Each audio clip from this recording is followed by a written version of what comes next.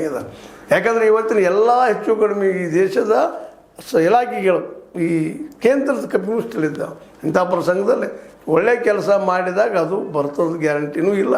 ಯಾಕಂದರೆ ಈಗ ನೋಡ್ರಿ 2024 ಲೋಕಸಭಾ ಚುನಾವಣೆ ನಂತರದಲ್ಲಿ ಏನೇನು ಆಗಿದೆ, ಏನು ಡೆವಲಪ್ಮೆಂಟ್ ಆಗಿದೆ ಅಂತೇಳಿ. EVMಗಳು ಅವ್ರು ಹೇಳಿದಂಗೆ ಕೇಳ್ತಾವೋ ಇಬ್ಬಳು ಗೊತ್ತಿಲ್ಲ.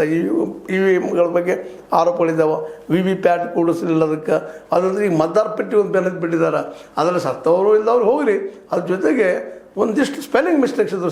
AI ಹೇಳಿದಂಗೆ, ಆ ಕಂಪ್ಯೂಟರ್ ಹೇಳಿದಂಗೆ ಏನು ಮಿಸ್ಟೇಕ್ ಇದ್ರೆ ಕಾಟ್ ಕೇಳಿದ್ಕೊಳ್ಳೆ ಒಳನುಸುರುಕೋರರು ಅಂತೇಳಿ ವೆಸ್ಟ್ ಬೆಂಗಾಲ್ದಲ್ಲಿ ಇವತ್ತು BJP ಗೆಲ್ಲುವ ಹಂತಕ್ಕೆ ಬಂದಿದ್ದನ್ನು ಗಮನಿಸಿದಾಗ ಕರ್ನಾಟಕದಲ್ಲಿ ನಮ್ಮ ಸಿದ್ದರಾಮಯ್ಯ ಗತಿ ಏನು ಅಂತ ಈಗ ಆರೋಪಗಳಿದ್ದ ಅವ್ರ ಮೇಲೆ ಎಲ್ಲ ಇಲ್ಲೂ ಒಳನುಸುಕೊಳ್ಳಿದ್ದಾರೆ, ಬಂಗಾಲದಿಂದ ಬಂದಿದ್ದಾರೆ, ಹಾಗೆ ಹೀಗೆ ಎತ್ತಕ್ಕೆ ನಡೀತಾನೆ ಇರ್ತದೆ. ಅದು ಇನ್ನೂ ಜೋರಾಗ್ತದೆ. ಜೊತೆಗೆ ಗ್ಯಾರಂಟಿಗಳು ಅವ್ರು ಘೋಷಣೆ ಮಾಡ್ತಾರೆ ಅನ್ನೋದು ಗೊತ್ತಿರಲಿ ಅವ್ರಿಗೆ. ಇಂಥ ಸಂದರ್ಭದಲ್ಲೇ ನಾ ಮುಖ್ಯಮಂತ್ರಿ ನಾ ಇದನ್ನು ಮಾಡ್ತೀನಿ ಅಂತೇಳಿ ಅಧಿಕಾರಕ್ಕಾಗಿ ತಿಕ್ಕಾಡ್ತಾ ಹೋದ್ರೆ ನಿಶ್ಚಿತವಾಗಿ 2022ರಲ್ಲಿ ಕಾಂಗ್ರೆಸ್ ಅಧಿಕಾರ ಕಳೆದುಕೊಳ್ಳೋದು ಗ್ಯಾರಂಟಿ. ಸ್ವತಂತ್ರವಾದ ಮೀಡಿಯಾಗೆ ಬೇಕಾಗಿರುವುದು ಸ್ವತಂತ್ರ ಧ್ವನಿ. ಆ ಸ್ವತಂತ್ರ ಧ್ವನಿ ಉಳಿಸಲು ನೀವು ಮಾಡಬೇಕಾದದ್ದು ಇಷ್ಟೇ. ಅದೇನಪ್ಪಾ ಅಂತಂತಂದ್ರೆ ನಿಮ್ಮ ಕೈಲಾದಷ್ಟು ಸಹಾಯ ಈ ಚಾನಲ್ಗೆ ಮಾಡಿ ಹಾಗೂ ನಿಮ್ಮ ಧ್ವನಿಯನ್ನು ಕಾಪಾಡಿಕೊಳ್ಳಿ. ಆ ಕಾರಣಕ್ಕಾಗಿನ ಇವತ್ತು ಸಿದ್ದರಾಮಯ್ಯನವರಿಗೂ ಅದು ಅರ್ಥ ಆಗ್ಯದ.